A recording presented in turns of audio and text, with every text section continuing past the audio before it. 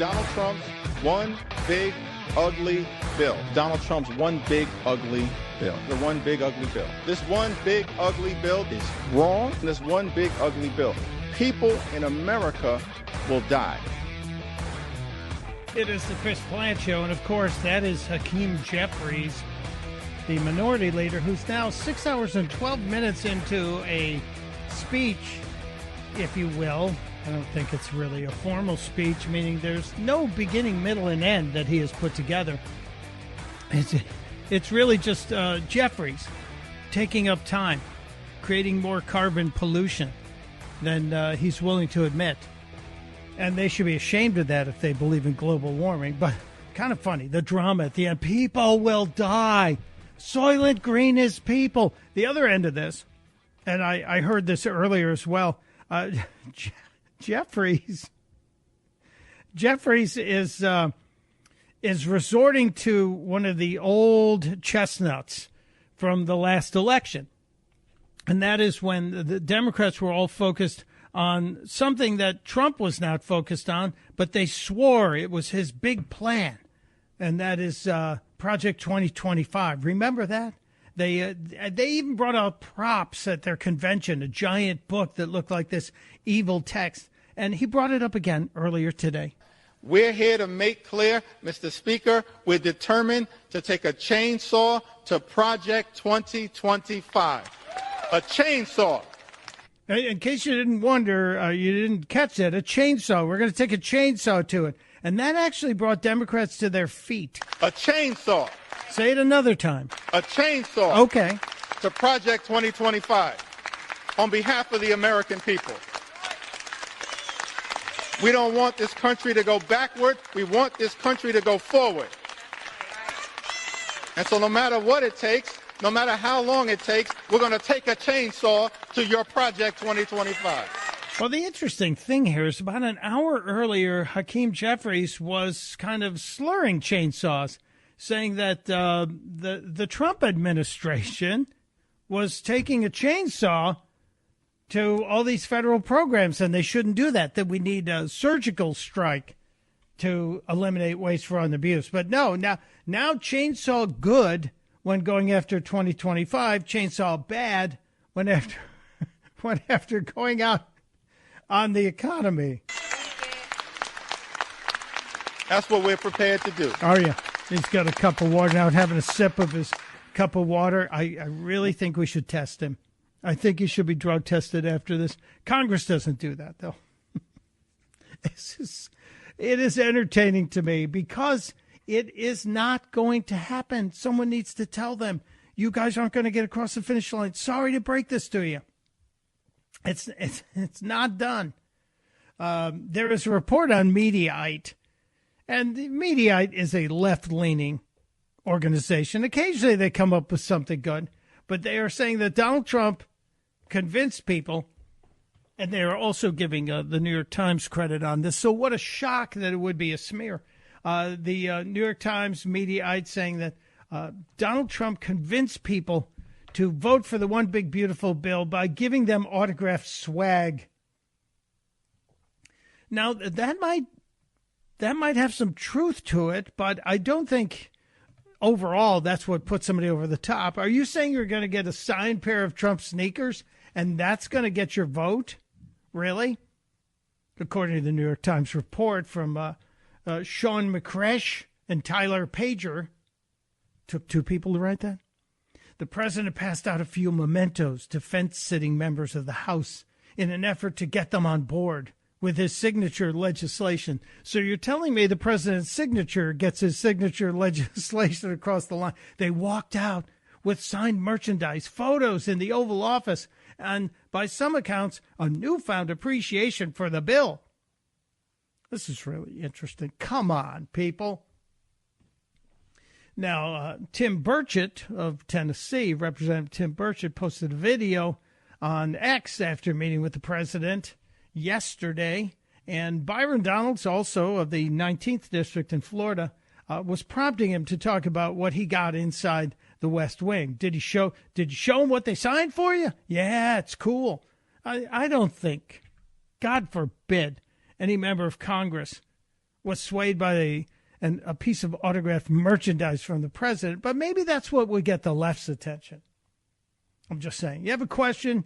We do have an issue with the phones, but I am taking questions via 888-630-9625. It's Mike Opelka. I'm in for my friend Chris Plant. We're trying to get everything covered today, including we talked a little bit about the CBS News settlement, and I guess CNN heard us talking about the CBS News settlement. There was a little reaction from Brian Stelter.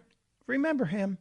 He was hired, fired, then hired again, and I guess he's back now. Is he back totally? Is he back completely? He was talking about the CBS settlement, and very interesting take from Brian Stelter on the CBS settlement. Check this out. So, Brian, this is not the first major media company to settle with President Trump. You've been following this, though. Did anything in this settlement or its terms surprise you? Now, this is PBS talking to CNN's Brian Stelter. So you have one side of the very liberal media talking to another side of the very liberal media. So they're just in this echo chamber. Well, CBS did not actually do anything wrong here. CBS. Wait. I got to back that up.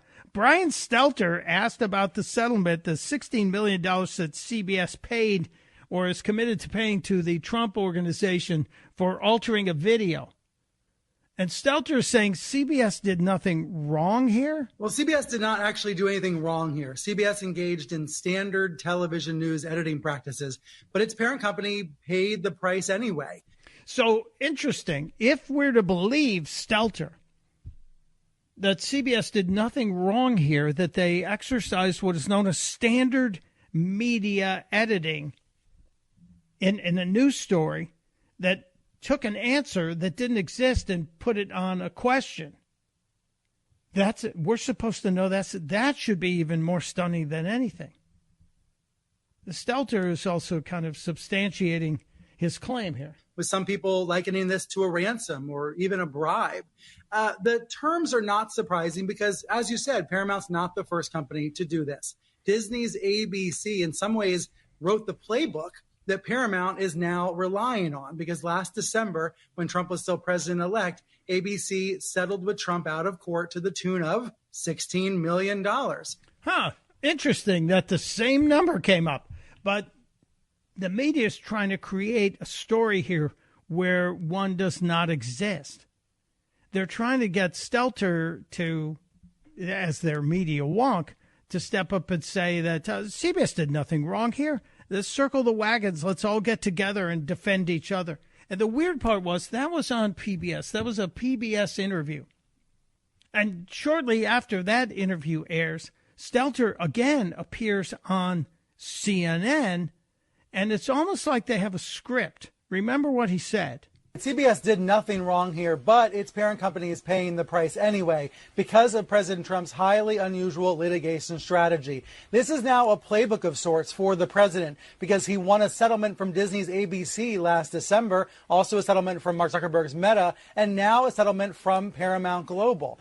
Now, you could think that because all of those media companies are settling with Trump over these lawsuits, that maybe there's actually something there, that because there's smoke, there could be a fire, that you have 4 media companies who all stepped up and had to pay a price for what they did and how they were affecting the election by using the media, by using the power of their media. So is it the fact that Donald Trump is extorting them, or is it that they got caught? And they figured it's better to settle up, better to rip the Band-Aid off. Remember, we were always told if Bill Clinton had said, I did have relations with that woman, and it would have been over in a matter of a week, and it would not have been impeached. Is that the case? Maybe that's the reality here. It's just fascinating to me that Stelter and CNN and PBS are, in fact, circling the wagons to put this story out there. They don't have credibility. But at the very beginning of that, at the very start of that, when Stelter made that absolutely astounding statement that CBS did nothing wrong here and that they, in fact, are doing something that is regularly done. That is absolutely jaw-dropping to me. That what CNN considers to be standard operating procedure for a journalistic organization is manipulating an interview the way this one was manipulated. Well, it's very expensive, and hopefully Mr. Trump's library and museum won't cost the taxpayers a penny. It looks like that. CNN also, I know I've been kind of dipping in and out of CNN during the breaks today because, frankly, how much of Hakeem Jeffries can we take? We're now at 6 hours and 23 minutes of him shaking his fingers, karate chopping the air, pausing for dramatic effect, and it's just a little much. But CNN is trying to focus on the economic news today, and they're having troubles with it. I go back to John Berman not that long ago this morning talking about the predictions of job losses. Again, since, March and before, there were predictions that the tariffs, and granted, a lot of them have been pulled back, most of them have been pulled back, but all that tariff policy was going to lead perhaps to inflation, would lead to job losses, predictions of doom. That doom just hasn't happened yet. No, it hasn't. And you know why it hasn't happened? Because you idiots didn't realize that the tariffs were a negotiating tool. The tariffs were there to bring people to the table, to wake people up to say, hey, this ain't right and it's not okay. And you have to stand up for yourself. And that's what Donald Trump did. The predictions of job loss, the predictions of a market crash, the predictions of a total mass hysteria just never came true. It's kind of interesting, kind of amazing to me. And I love it. I love it when Donald Trump's plans come together. The other side of this, I know I said I've been focused on MSNBC and CNN and C-SPAN. MSNBC is not to be left out in the silliness today. And the name that comes to mind most often is someone who has been an ongoing disappointment, and that's Michael Steele, former RNC chair, who's now all in on MSNBC and whatever they're putting in the Kool-Aid. And he was talking about the fact that he thought Donald Trump should have waited, could have waited till later in the year to do this. But no, he's doing it for a different reason. Cut 6, please, Michael. They've been driven by the idea of Donald Trump that he needs to have this. Because the reality says, no, you don't need to do this right now. And you've got till September, October. You've gone beyond the budgetary process before. Why rush now? And so Donald Trump has put his members in a very tough spot. And that's largely because he doesn't care about the consequences to them. He's only concerned about his ability to get a win and to prove that he owns this town. Oh, I just shake my head. I just shake my head. I wonder what happened. I just want to constantly ask him, what the heck happened? I think we know what happened. It's one of the worst cases of TDS ever. I got to take a break. It's Mike Opelka. I'm in for Chris Plant. You want to ask a question, you're welcome to 888-630-9625, 888-630-9625. It's the Chris Plant Show. Chris here with a list of things that none of us should trust. The Washington Post, the New York Times, anything on CNN. Here's a list of things that I do trust. The Washington Times. Support real journalism for just $1 a week at washingtontimes.com/Chris. It is the Chris Plant Show. Mike Opelka in for Chris, kicking off the Independence Day weekend with you. And unfortunately, with Hakeem Jeffries, who's now been speechifying, yes, that is a word in some universe, for 6 hours and 32 minutes. Oh, my God. There are some who believe, and I'm now starting to fall in line with you, there are some among the listeners here to the Chris Plant Show who believe that Jeffries is going to push this into July 4th, which would be Absolutely insane. And yet we've seen a lot of crazy things. 6 hours and 32 plus minutes he's been speaking. I think he's under 2 hours now within the record of Speaker McCarthy years ago. We'll see what happens about this. I just wonder. Nancy Pelosi is not one to be left out of the limelight, and she talked about all of this yesterday. She made an appearance, and here's what Nance had to say about this. Dr. King nearly 60 years ago said, of all the forms of inequality, injustice in health is the most shocking and the most inhuman because it often results in physical death. We come to this floor with the moral force of Dr. King's words in our heart. Let us not, with this bill, turn the American dream he talked about in a nightmare for America's seniors, the disabled, our children, our children, our children. Let us vote no on this shameful bill and throw a punch for the children.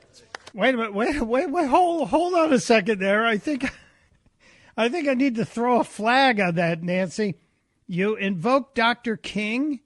And then you obviously bring up the children and talk about how all the people in the compromised classes, the poor, the infirm, the elderly, and then the children. But you've invoked Dr. King, the guy who preached nonviolence. I'm old enough to remember that. But what do you want us to do? Let us vote no on this shameful bill and throw a punch for the children. That's it. Throw a punch for the children, would you? Throw. Why are they so violent? Why are all these Democrats so violent? Throw a punch for the children. Today we want you to throw a punch for the children. For the children. Let's punch for the children, everybody. Nancy Pelosi just having a difficult time of what is the eventual passage of this bill that's going to happen today. I was really hoping, truly hoping it would happen today during the Chris Plant show so we could get President Trump and his reaction to the passage of his one big beautiful bill. It is anticipated that it is going to happen. It's not a matter of if, it's a matter of when. And now that I see Jeffries and how he is carrying on, I do believe he's going for the Cory Booker thing. And he needs about another 12 hours, I guess, to get to July 4th. Can he do it? Can he make it? He can't stop, and the GOP can't stop him. That's the reality here. There's no way to stop him. This is the magic minute that's gone on for 6 hours and almost 36 minutes. I'll get you some more of the other crazy clips I have. I want you to hear what Arnold Schwarzenegger has to say. I think he might be making some kind of return to conservatism. We'll find out just around the corner. It's Opelka in for Plant on the Chris Plant Show.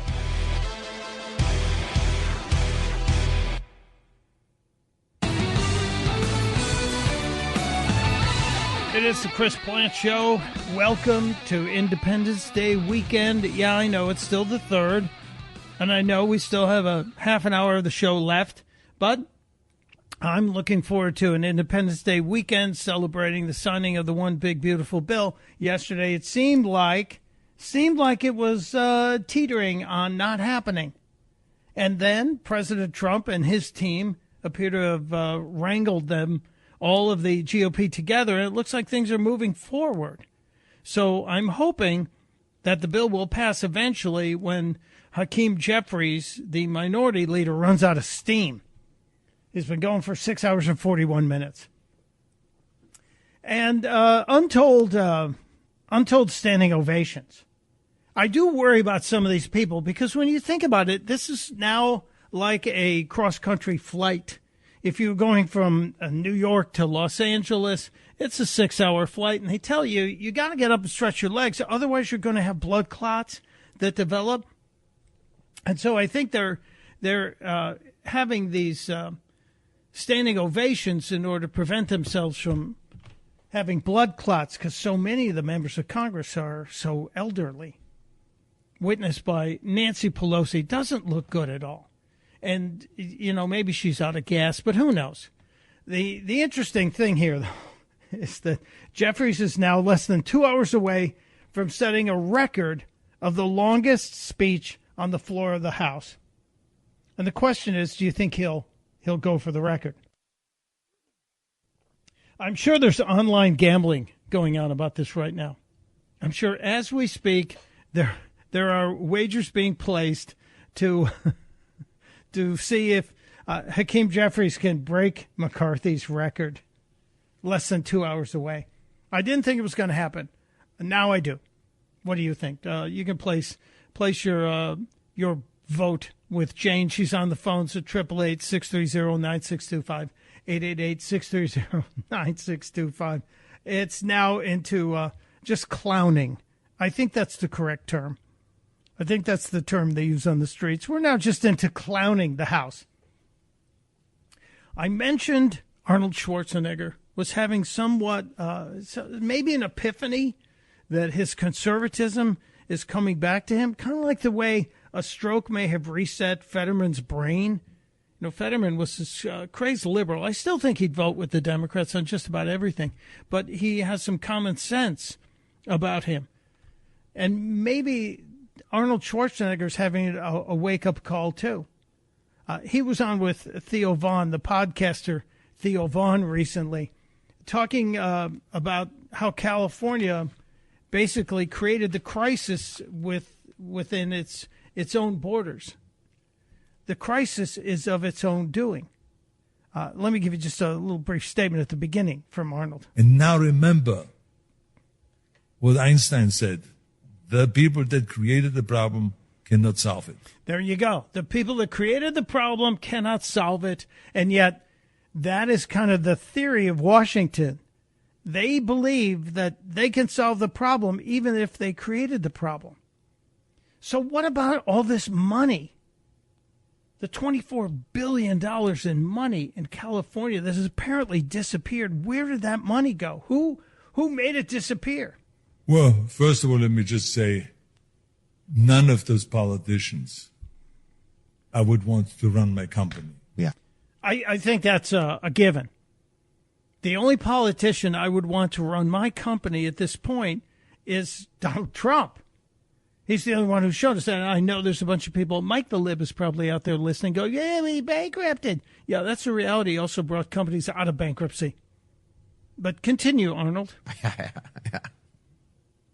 None of those companies, none of those politicians, I would like to hand over my checkbook, my bank account, and say, you manage it now. Yeah. So that's where it starts. So they're not that smart when it comes to solving problems.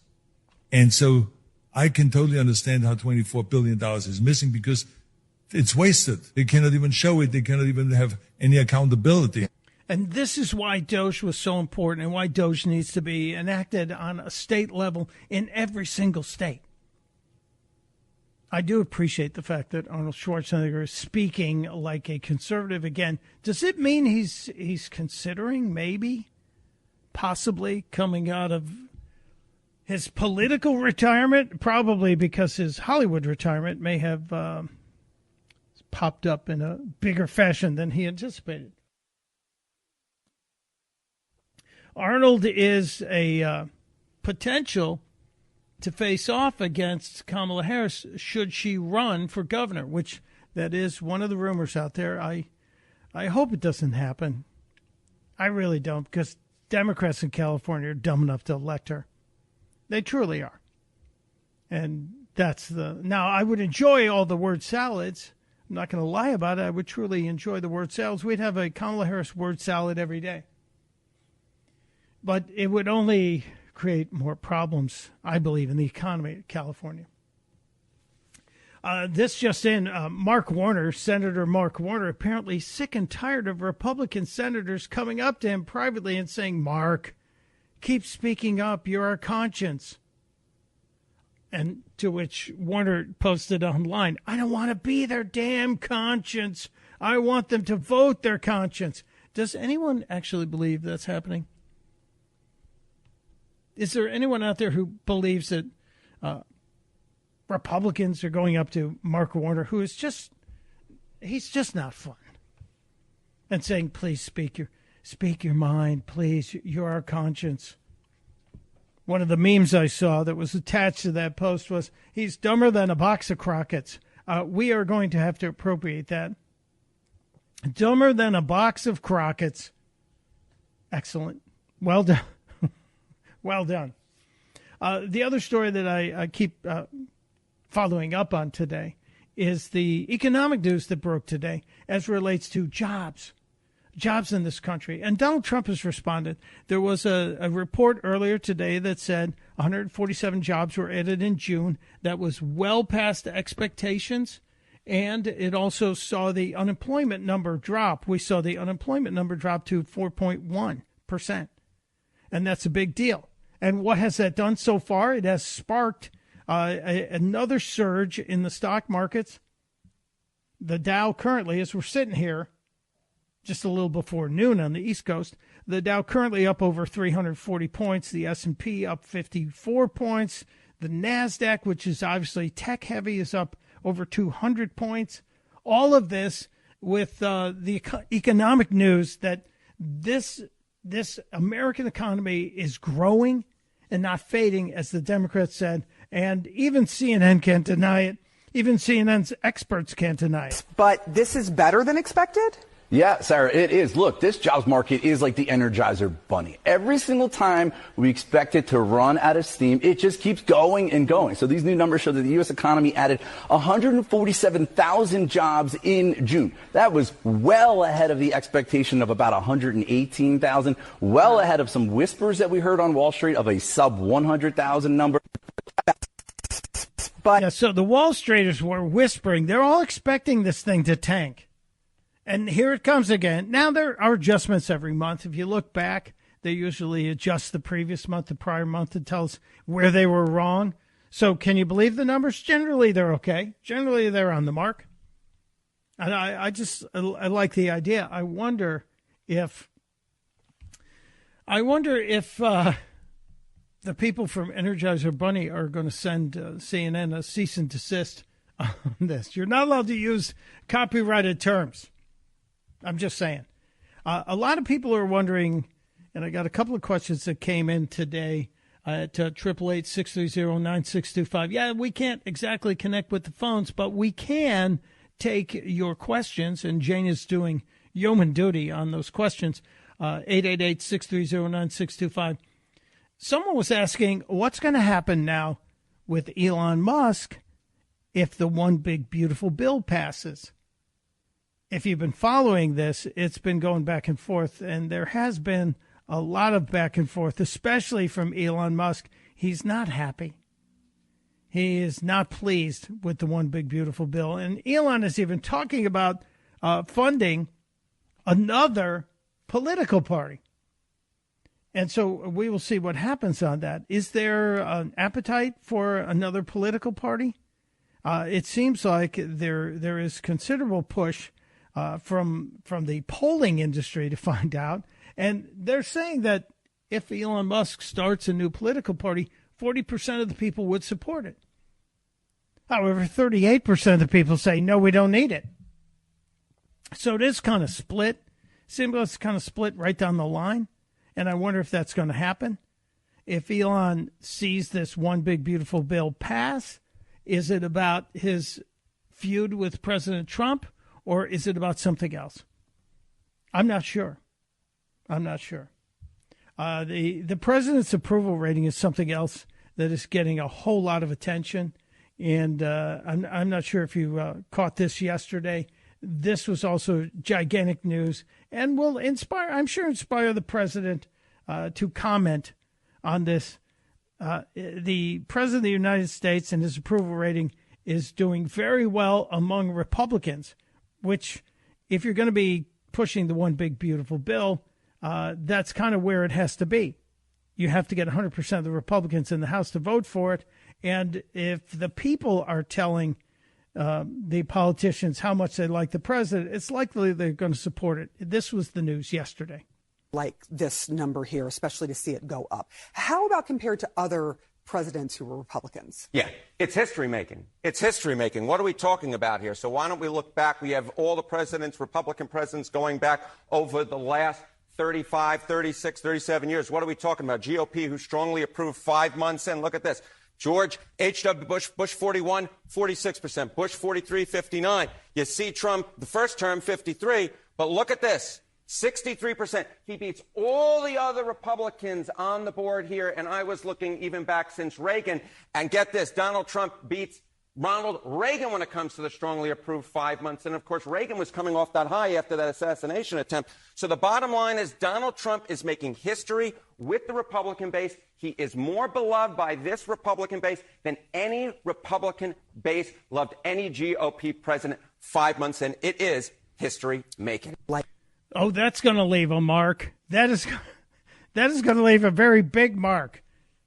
Donald Trump, at 5 months into this term, into his second term, 5 months into the term, is at 63% approval among the GOP base. Bigger than Donald Trump in his first term, bigger than Bush 43, Bush 41, and Reagan. That's telling. That may be why the GOP faithful, the GOP elected officials in the House are supporting the one big beautiful bill, even though some of them may have questions about it. The other issue that needs to be addressed in this, I don't know if this has been brought up in the past, the raising of the debt ceiling, which that, again, appears to be one of the big issues for Elon Musk. Musk is saying he has a problem with the raising of the debt ceiling.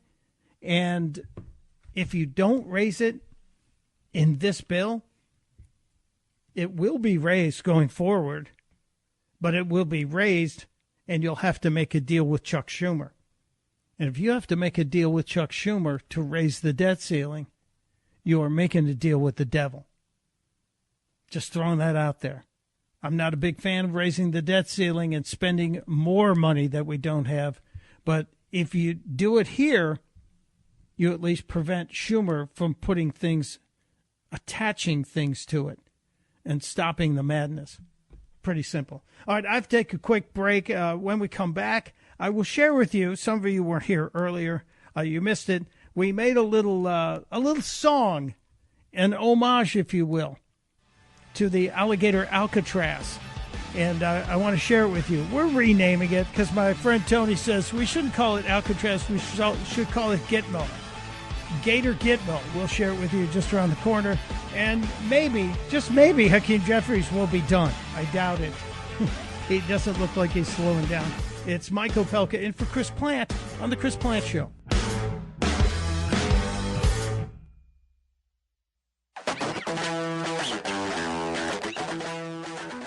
It is The Chris Plant Show. Michael Opelka sitting in for Chris Plant.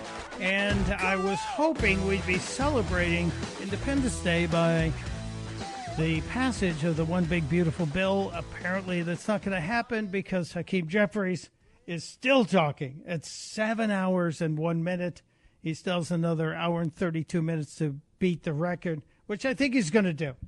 I think he smells it. Now he's going for it. So we might as well have some fun with the president and what he was talking about yesterday, referring to Alligator Alley. It's pretty funny. Well, I think it's funny, at least. All the illegals, they still think we're stuck with them. No.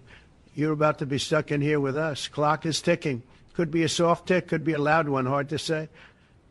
A word of advice, though, I'd scram if I were you. Skedaddle. Vamoose, leave while you still can. Scram, skedaddle, vamoose, while you still can. Alligator Alcatraz is just the beginning. Next up is Shark Shawshank. Sharks, very dangerous, not the most reasonable of beasts. Some of you have seen the Discovery Channel and know what I'm talking about. Shark Week, very exciting. We'll live stream escape attempts, justice and economic stimulus in one.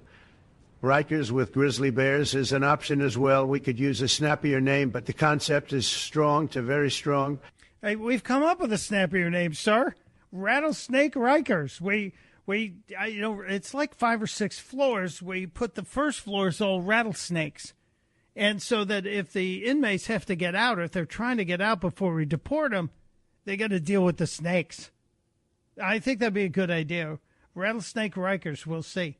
I was playing around with some fun with music, wrote a little song about Gator Gitmo, because I think it's more like Guantanamo than it is like Alcatraz. You know, it's for the worst international criminals, whereas Alcatraz was domestic. So that's what Gator Gitmo. So we'll give you a little bit of the theme song for the new ABC, or maybe it's going to be Arts and Entertainment, because they're a fancy network show about Gator Gitmo.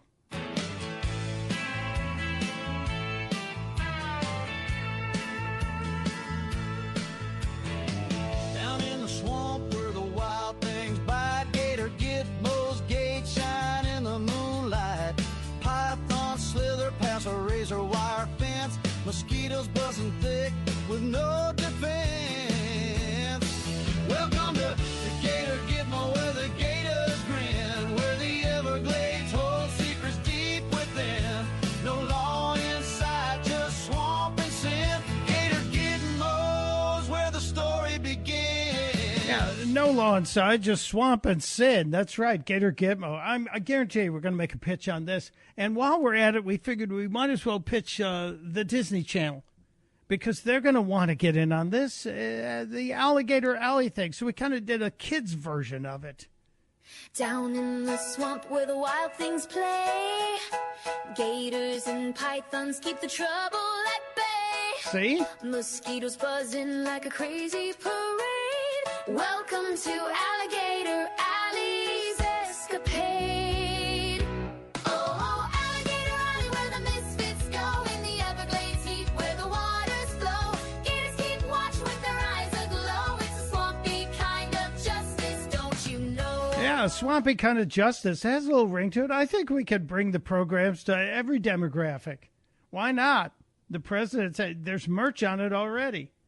I know. It's the end of the show. I'm sorry. I had a little fun on my mind. I was hoping we'd be celebrating. I was hoping we'd be honoring the passage of the One Big Beautiful Bill. Instead, we're dealing with Hakeem Jeffries and the Democrats, who are just venting their spleens. And it is irritating and frustrating at the same time. But here we are. We know the eventuality. We know that eventually this is going to be a win. So let's take it for what it is. We just have to endure a little bit of pain in order to get across the finish line. And we will. And then we'll celebrate the 249th birthday of this country. And God bless us for being here. And thank you for being here today. It's Mike Opelka in for Chris Plant. He will return. And I'll be back when he needs me. Till next time, reminding you, testudo, my friends, testudo.